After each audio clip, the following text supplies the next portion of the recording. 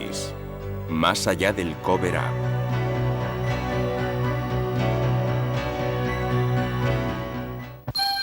A veces pienso en lo rápido que se desvanecerían nuestras diferencias si tuviésemos que afrontar una amenaza foránea procedente de otro mundo. Ronald Reagan.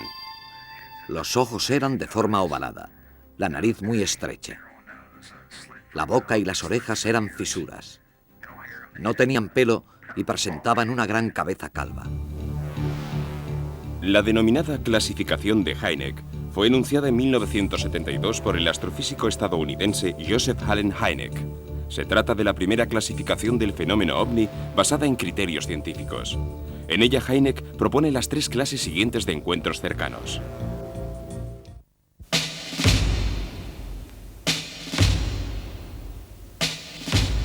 Encuentros cercanos del primer tipo, en los cuales el ovni es observado por los testigos a una distancia mínima de 150 metros sin que se produzcan otros efectos. Encuentros cercanos del segundo tipo, en los cuales la observación se acompaña de efectos físicos relevantes en el entorno, las personas o los animales. Encuentros cercanos del tercer tipo, en los cuales se observan entidades animadas de vida en las proximidades del ovni. Encuentros cercanos del cuarto tipo. Esta definición, que no fue propuesta por Hynek, corresponde a los casos de secuestro, a abducciones. Tras los avistamientos de ovnis señalados en Estados Unidos en los últimos 50 años, parece lógico preguntarse por qué no habrán ido nunca a la Casa Blanca.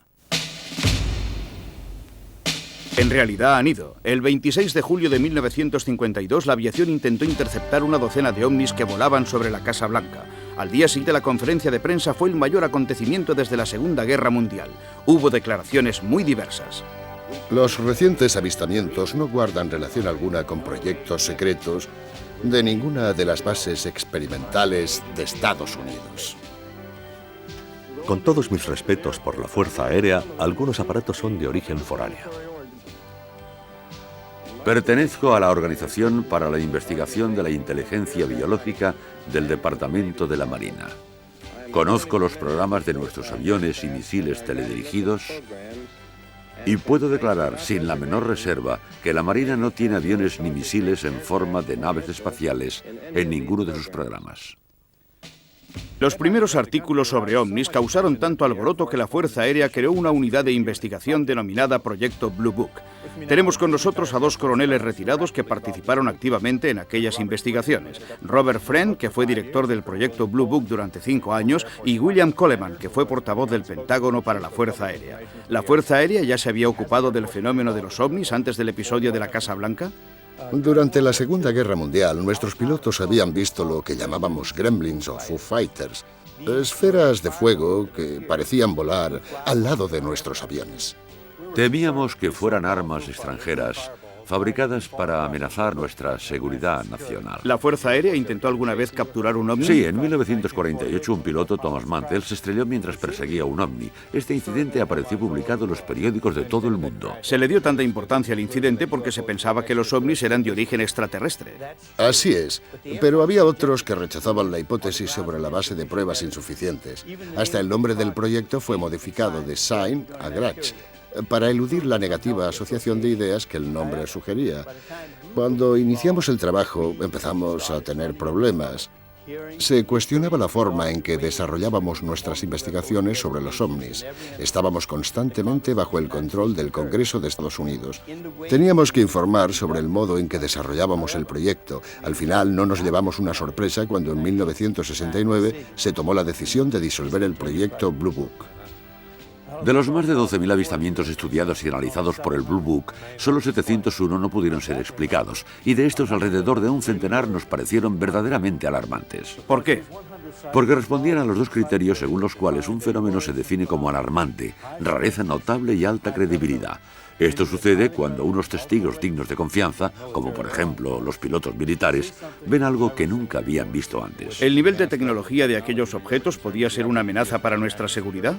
No, pero estábamos perplejos porque estos ovnis parecían capaces de realizar maniobras aéreas que nosotros no podíamos igualar, y sus características podían representar una amenaza para nuestra seguridad nacional. ¿Qué ha pasado con el proyecto Blue Book? Está cerrado. Fue suspendido en 1969 y no volverá a ponerse en marcha. Gracias por su intervención. Y ahora, a propósito del Blue Book, oigamos el testimonio de un científico que trabaja para el gobierno y que ha querido permanecer en el anonimato, por lo que hemos distorsionado su voz y su rostro. Pero su credibilidad queda garantizada por el equipo de investigación de Bill Moore y James Shanda. El científico tiene un nombre en clave, Cóndor. El proyecto Blue Book era solo un programa de bajo nivel, a través del cual la Fuerza Aérea recogía toda la información posible sobre los avistamientos. El personal era mínimo: un funcionario, un alto oficial de la Marina, un secretario y un científico. Los informes más interesantes y explosivos del Blue Book eran sustraídos con frecuencia por topos que trabajaban dentro de la organización. Los informes eran retirados de los ficheros y nunca volvían a aparecer. En cuanto al trabajo del Blue Book, el proyecto estaba orientado a demostrar por todos los medios posibles la escasa credibilidad de los testimonios. Indudablemente, no querían que hubiese cosas inexplicadas. El propósito del Blue Book era minimizar el efecto de los informes y tratar de explicar lo máximo posible. Lógicamente, las cosas funcionaron. Funcionaron en el sentido de que el proyecto Blue Book fue abandonado, lo cual puso fin a la participación de las fuerzas aeronavales y de las fuerzas aeroespaciales y a la información pública al respecto. Naturalmente, el trabajo continuó a través de operaciones secretas. Cuando el Blue Book se cerró, el gobierno había asumido oficialmente la idea de que los ovnis no existían. La población lo aceptó como un hecho, pero las cosas no estaban tan claras.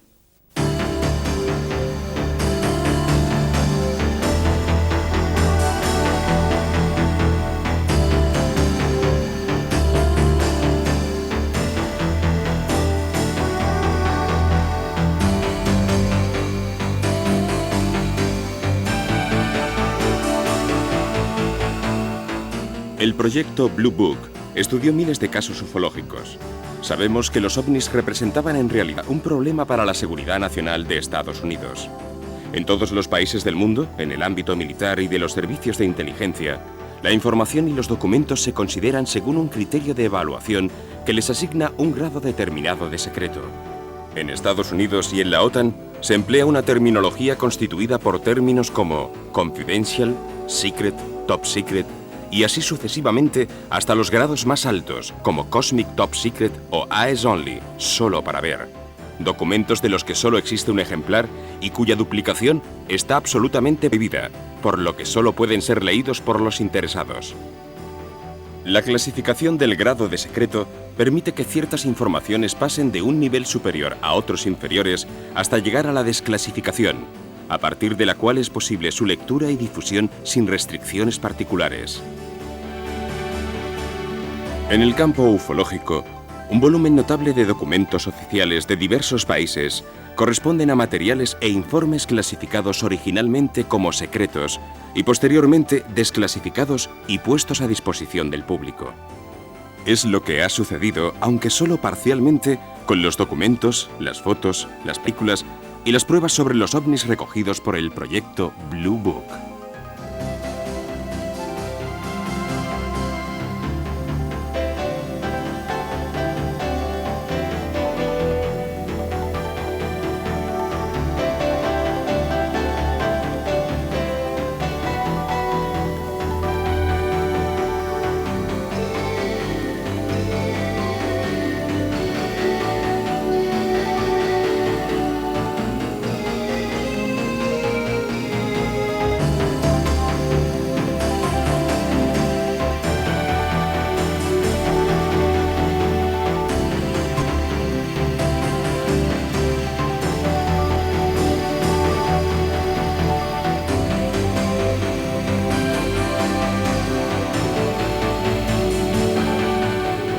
Conozco bien su misión.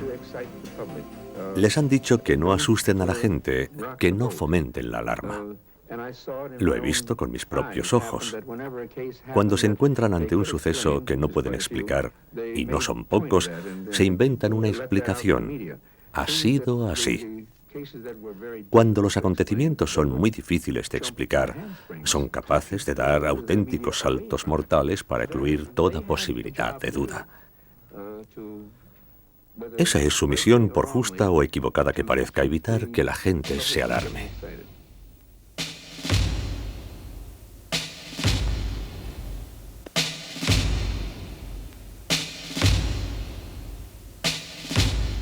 Una de las historias más interesantes para la ufología comenzó en julio de 1947 en Nuevo México. Tenemos con nosotros a Bill Moore, investigador del fenómeno de Roswell, y al físico nuclear Stanton Friedman. Ambos han realizado largas investigaciones sobre este caso. Bill, ¿cuántas personas estuvieron implicadas en el caso? Disponemos de alrededor de un centenar de testimonios. Uno de los testigos más importantes es Bill Brazel.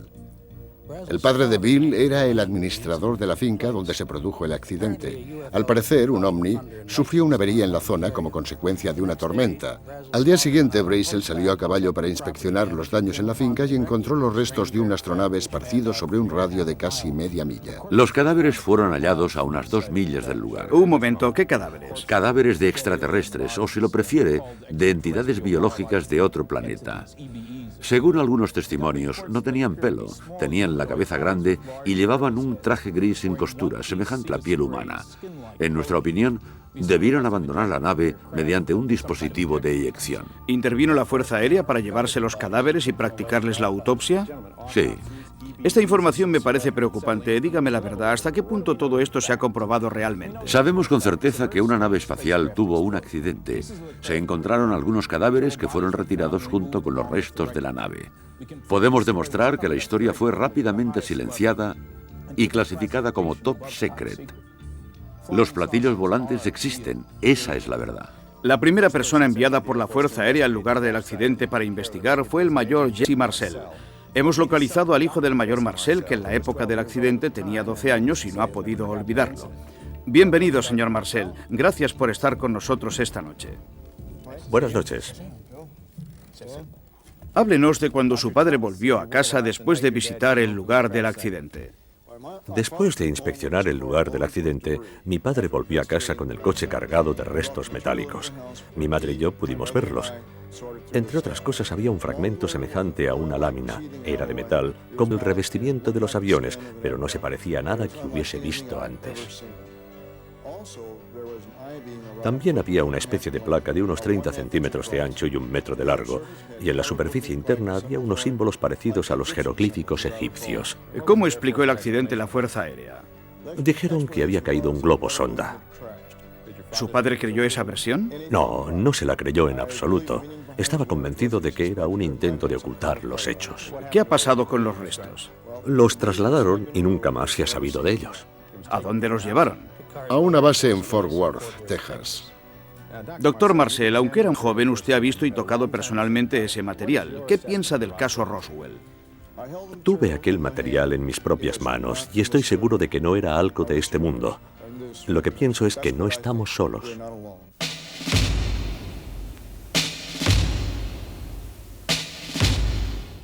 Hemos hablado con Bill Moore. Dentro de un momento hablaremos también con James Chandler, productor y director televisivo. Hace 6 años ellos empezaron a tener contactos con agentes del gobierno a propósito de los ovnis y han reunido una importante cantidad de información sobre los programas desarrollados por el gobierno en este ámbito. Bill, ¿cómo se iniciaron esos contactos? Después de un programa de radio en el que yo había participado, un hombre me llamó y me dijo: «Usted es la única persona que ha hablado de manera coherente sobre este tema». Me dijo que era un agente del gobierno de los servicios secretos y que quería ofrecer a la opinión pública información sobre los ovnis. ¿Se refiere a Falcon, cuya voz hemos escuchado distorsionada para proteger su identidad?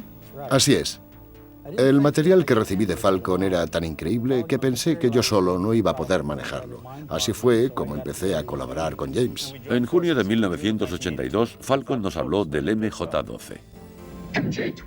Las funciones del MJ-12 eran las de un grupo político que se ocupaba de las actividades extraterrestres y los contactos con ovnis en Estados Unidos. Este grupo político contaba con la aprobación presidencial. Una rama militar aplicaba las decisiones del MJ-12. ¿Cómo ha conseguido los documentos sobre este grupo? Me fueron enviados en un sobre que contenía la orden ejecutiva del presidente Truman de instituir el MJ-12 y un documento para el presidente Eisenhower destinado a informarle sobre el incidente de Roswell y sobre el hallazgo de cadáveres de extraterrestres. Después recibimos tarjetas postales procedentes de Nueva Zelanda con jeroglíficos. Eran algo así como adivinanzas, y resolviendo una de ellas, por ejemplo, llegamos a los archivos oficiales de Sweetland, en Maryland, donde descubrimos y consultamos documentos clasificados como Top Secret. Aquello nos llevó al documento Cutler-Twining. Nuestros encuentros con él eran secretos. Un momento, adivinanzas, tarjetas postales, palabras en clave, encuentros secretos. ¿Nunca se les ocurrió pensar que todo fuera una broma? Sí, claro, pero cada vez había una prueba que nos convencía. En su opinión, ¿el MJ-12 existió realmente? Es muy difícil conseguir pruebas al respecto, porque ninguna agencia del gobierno reconoce públicamente su existencia. Si no tienen pruebas, ¿cómo pueden estar seguros? Trabajamos con expertos para comprobar la autenticidad de los documentos, pero lo más importante es que los contactos con Falcon y con otros testigos que han trabajado para el gobierno se multiplicaron. ¿Dignos de confianza? Nos hemos entrevistado con ellos y hemos comprobado sus credenciales. La posición de Falcon, por ejemplo, le daba acceso a la infraestructura del MJ-12. Escuchemos sus palabras. El MJ-12 era un grupo de presión dentro del gobierno creado por el presidente Truman a comienzos de los años 50. Su función era investigar los ovnis y verificar la credibilidad de las informaciones. Parte del trabajo del grupo era científico, pero el propósito principal de toda la estructura era controlar la información sobre los ovnis y verificar su procedencia. Los científicos tenían que analizar la información con el fin de hacer avanzar nuestra tecnología. Forman parte del grupo funcionarios del gobierno y agentes del servicio secreto que guardan el más absoluto silencio sobre las actividades del MJ-12. Entre los miembros del grupo figuran el presidente, el vicepresidente, el director del Servicio Secreto Central, el director de la Agencia de Seguridad Nacional y algunos más. El MJ-12 tiene su sede en Washington, D.C. La Marina de Estados Unidos tiene la suprema responsabilidad operativa y estratégica en lo referente a las actividades del MJ-12. Toda la información reunida a través de estas actividades, no necesariamente por el personal de la Marina, se envía a la Marina para ser analizada.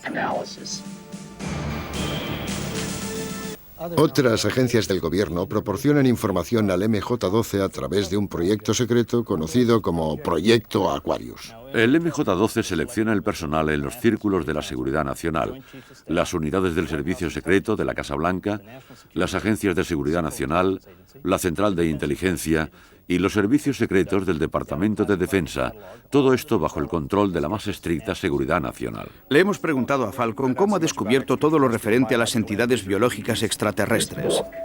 Este libro, que en los medios del MJ-12 se conoce como la Biblia, contiene en orden cronológico todo lo que ha sucedido desde el mandato de Truman hasta la presencia de 3 extraterrestres como invitados del gobierno de Estados Unidos.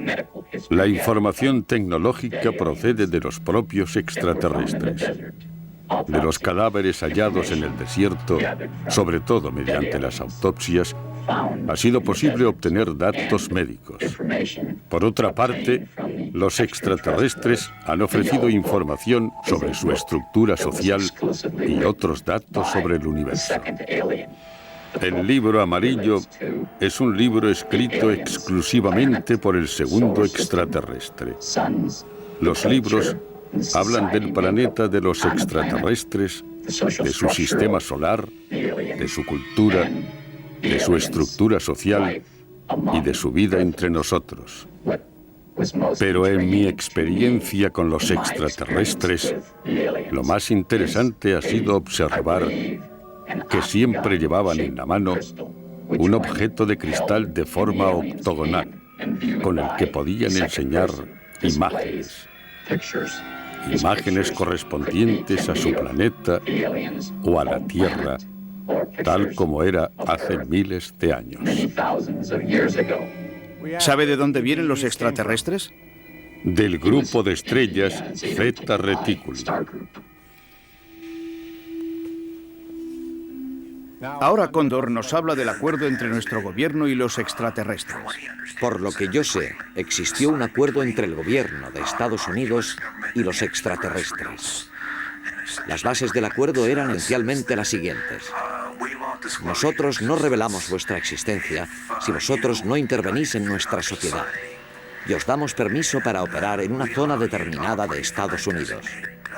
Esta zona se encuentra en Nevada y se conoce con el nombre de Área 51 o también Dreamland. Los extraterrestres tienen totalmente bajo su control esta base situada en el estado de Nevada. Por lo que he podido saber, 3 extraterrestres, todos de la misma especie, llevan viviendo en Estados Unidos desde 1948 o 49 hasta el presente. El primer extraterrestre fue capturado en el desierto de Nuevo México después de que su nave sufriera un accidente.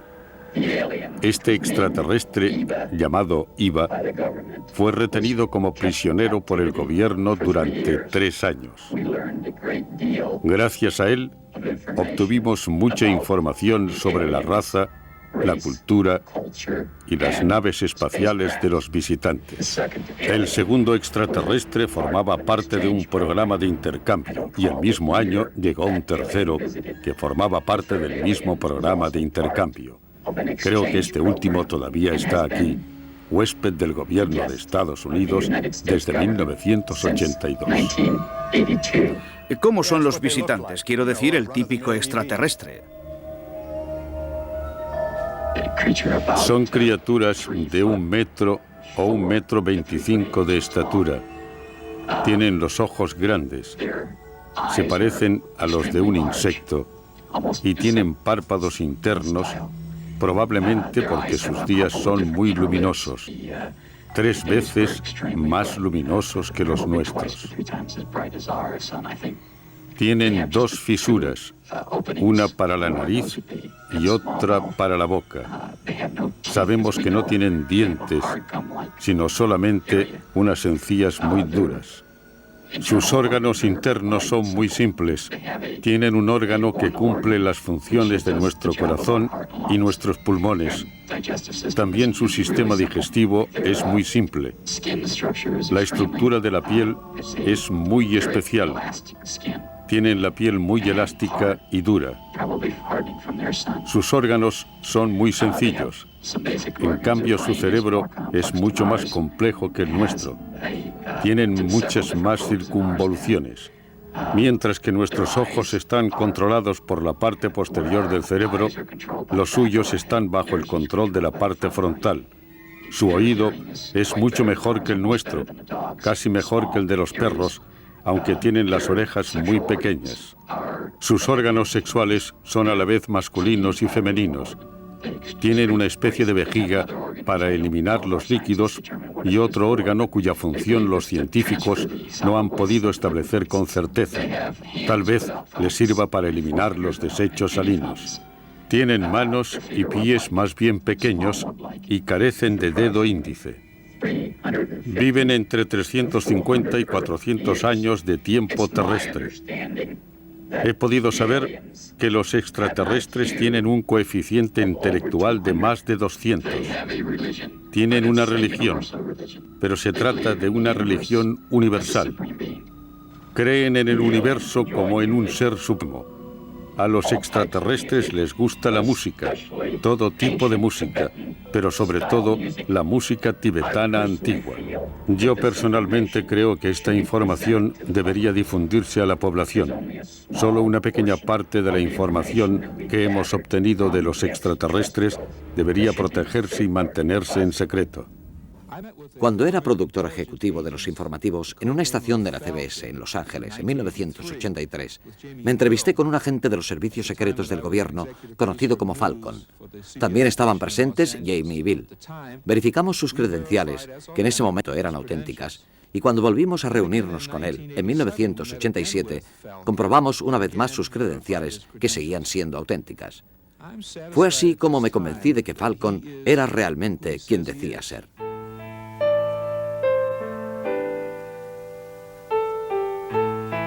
Estaba durmiendo y me desperté. Había algo. Querían que yo saliese.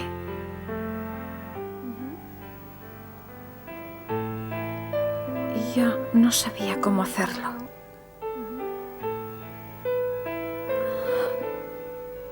Porque estaba a la ventana.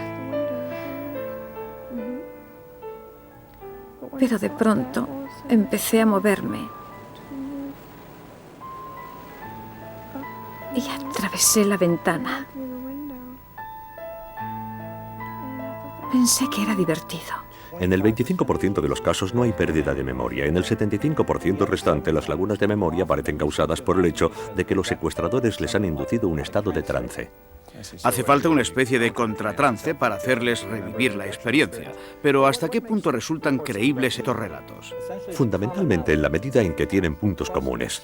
He estudiado cientos de casos de personas desaparecidas durante cierto periodo de tiempo. Ninguna de estas personas consigue dar cuenta del tiempo perdido. Siempre tienen miedo. La sola idea de recuperar la memoria les produce pánico. Pero después hablan de luces extrañas que siempre describen de la misma forma.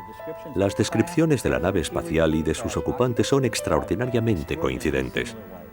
Todos cuentan que han sido examinados y siempre más o menos de la misma forma. Lo más interesante y también lo más triste es que estos extraterrestres no parecen interesados en comunicarse con nosotros, sino solamente en nuestro estado físico. El profesor Hynek, fallecido en 1986, no ha podido ver lo mucho que han aumentado, tanto en Estados Unidos como en el resto del mundo, los casos de secuestro por parte de ovnis o abducciones. Otros investigadores han creado para estos incidentes la nueva categoría de encuentros cercanos del cuarto tipo. En nuestra próxima cita, analizaremos con más detenimiento este apasionante tema.